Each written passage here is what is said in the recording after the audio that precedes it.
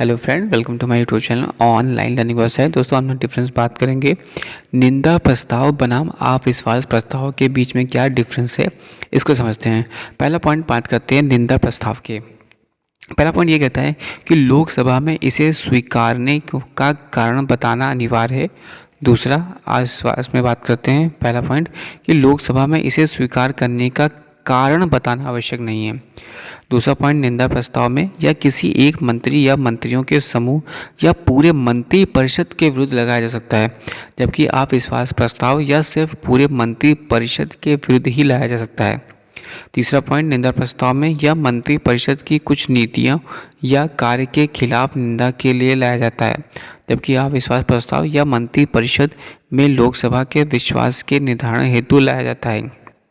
चौथा, यदि वह या लोकसभा में पारित हो जाए तो मंत्रिपरिषद को त्यागपत्र देना आवश्यक नहीं है निंदा प्रस्ताव में, जबकि अविश्वास प्रस्ताव में यदि या लोकसभा में पारित हो जाए तो मंत्रिपरिषद को त्यागपत्र देना ही पड़ता है।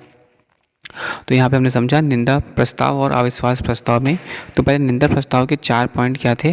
पहला कि लोकसभा में इसे स्वीकारने का कारण बताना अनिवार्य नहीं है। दूसरा, यदि किसी एक मंत्री या मंत्रियों के समूह या पूरे मंत्रिपरिषद के विरुद्ध लाया जा सकता है। तीसरा, यह मंत्रिपरिषद की कुछ नीतियों या कार्य के खिलाफ निंदा के लिए लाया जाता है। चौथा, यदि यह लोकसभा में पारित हो जाए तो मंत्रिपरिषद को त्यागपत्र देना आवश्यक नहीं है। जबकि अविश्वास प्रस्ताव में पहला पॉइंट ये हमने पढ़ा कि लोकसभा में इसे स्वीकार करने का कारण बताना आवश्यक नहीं है।